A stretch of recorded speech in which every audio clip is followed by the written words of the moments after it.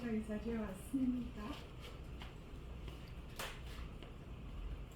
영옥이 언니도 왔고 영순이랑 통일된 자리에 모여서 주님을 하려고 왔으니 주님 당신의 뜻을 알려주시고 우리의 믿음의 진보가 있는 이 시간 되게 하옵소서. 아멘. 제가 감히 복음을 어떻게 증거할지 잘 모르겠습니다. 그러나 부끄럽지만 그냥 섰습니다. 주님 제 입술을 주장하여 주시고 아멘. 아멘. 이 시간 저와 모두에게 은혜되는 시간 되게 하여 주실 줄 믿습니다. 아멘. 날마다 목사님 두 분이 애써주시고 우리를 믿음의 복된 길로 이끄시기 위해서 애쓰시는데 두 분 특별히 사랑하셔서 주님의 사역을 잘 감당할 수 있도록 늘 지켜주시고 아멘. 영육간에 또 가정적으로나 아버지 모든 면에서 주님 풍성한 은혜 내려주시고 채워주시고 주님께서 인정하시고 칭찬하여 주시옵소서. 감사하고 이 모든 말씀 우리 주 예수 그리스도 이름 받들어 간절히 기도하였습니다. 아멘. 제가 어제는 도망가려고 했는데 오늘 아무 소리도 못하겠고 가만히 생각을 해봤어요. 어떻게 복음을 증거할 것인가. 그러다가 여러 가지 말씀도 듣고 그러다가 어린 손녀를 보면서 이 아이를 그냥 무조건 사랑하듯이 주변을 내 사람들을 사랑해야 되겠다 이런 마음도 들었고 그래서 이제 손녀가 자라면 복음을 어떻게 증거할 것인가.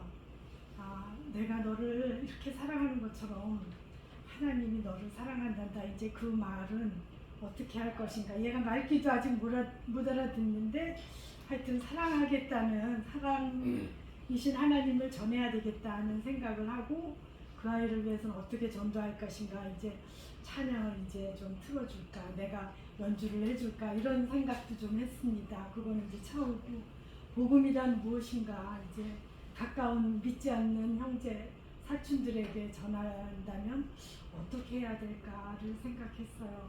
어제도 사촌 우리 동생을 만나고 오전 내내 몇 시간을 같이 있었어요. 밥 먹으면서 또 황토길을 걸으면서 집안 얘기는 했지만 얘는 연대도 나오고 신앙 미션 학교를 나왔는데 예수를 안 믿어요.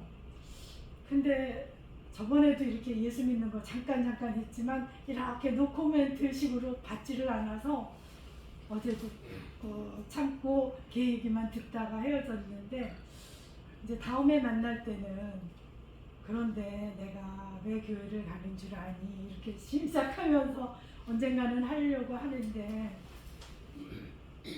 내가 죄인이라는 걸 옛날에는 못 깨달아서 너도 알지? 이러면서 시작을 할 것 같아요.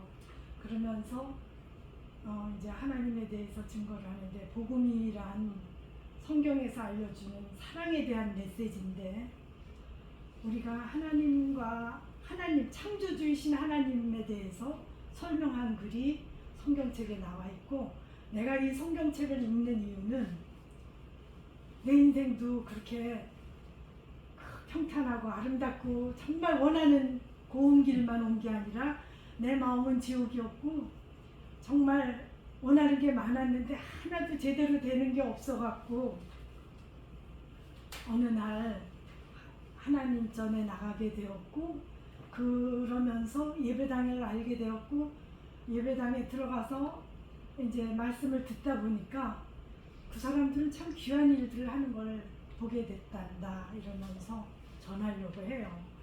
근데 그분들의 얘기를 들어보면 하루 종일을 그냥 말씀과 씨름할 뿐만 아니라 아픈 사람들이 오거나 또는 연약한 사람들이 왔을 때 그분들에게 시간을 내주는 목사님들 또 목회자님들 권사님들을 내가 보면서 나는 감히 쫓아갈 수 없는데 저분들은 어떻게 저렇게 아마 하나님하고 약속을 했기 때문에 저 사명을 감당하기 위해서 시간을 내서 만나주는 거겠지. 처음엔 그렇게 생각을 했는데 말씀을 듣다 보니까 나도 이제 그런 부분에서 내가 시간을 좀 할애해야 되겠고 하나님이 원하시는 게 뭔가 하나님을 아직 잘 모르지만 그러면서 이제 그분들 삶을 쫓아가고 싶은 흉내는 내지 못하지만 그분의 얘기를 자꾸 듣게 되고 정말 김진호 목사님이니 뭐 유명한 설교 하시는 분들 많고 그분들의 지독한 삶을 저 아픈 삶을 어떻게 자기 일처럼 저렇게 감당했는가 이런 얘기를 조금 전해주면서도 이제 복음의 핵심인 내가 왜 죄인인가를 이제 성경 말씀을 보고 하나님의 말씀 또 목사님의 말씀 설교 말씀을 통해서 들었는데 사실 나도 죄인이 아닌 줄 알고 나는 깨끗하게 씻고 사람 앞에 나서서 떳떳한 줄만 알았는데 내 마음속에는 온갖 모순덩어리도 있고 욕심도 많다는 것을 말씀을 읽으면서 느끼고 말씀을 들으면서 느꼈다. 그래서 내가 죄인이라는 걸 깨닫는데 죄는 이렇게 드러나지 않은 죄도 있지만 드러난 죄가 크면 감옥에도 가는데 내가 감옥에 가지 않았을 때는 내가 죄인이 아닌 줄 알았어.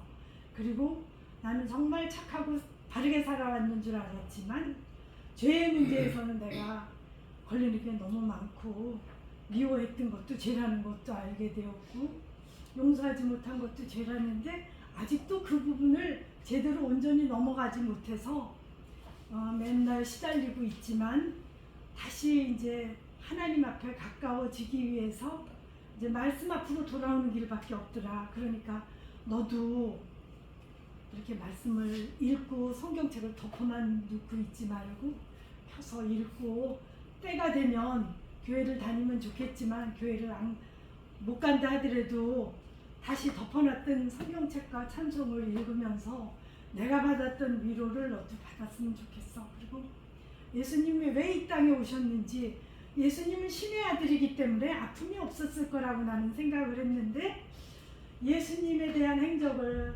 신약을 읽으면서 이렇게 아파하시고 통곡하시면서 기도하시고 하는 그런 모습이 우리의 죄를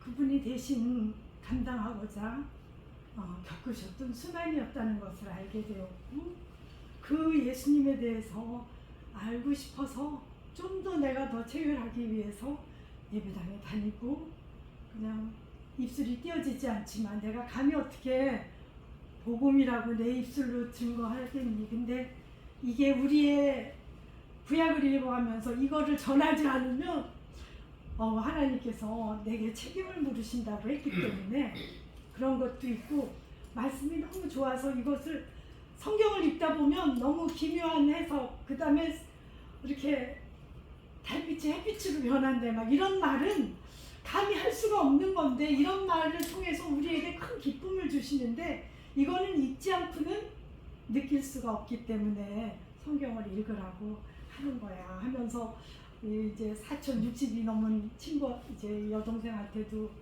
언젠가는 전할 생각이 있어요.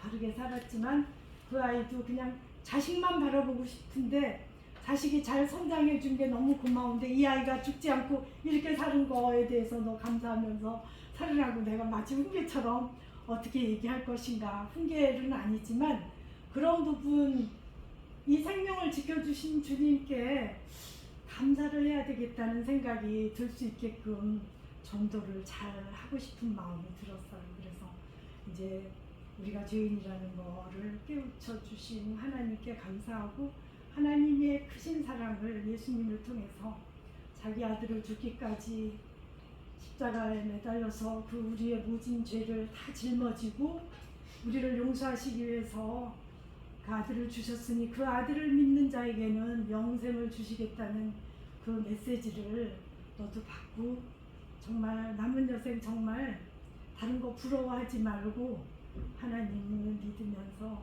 다 살아가면 좋겠는데 시시때때로 우리 생활에서 필요한 것을 주님께서 그때그때 충족해 주셔서 정말 우리가 힘을 얻고 그렇게 나가면 좋겠다는 생각을 하면서 이렇게 제가 이 앞에 섰습니다. 그리고 그 아이에게 오늘 지금 221장 찬송가 3절이 참 너무 좋아요. 두려운 마음에 소망 주고 슬픔에 쌓인 자 위로하며 길 잃은 자들을 친절히 이끌어 주시는 이 말씀을 너도 읽었으면 좋겠다 하고 전하려고 합니다.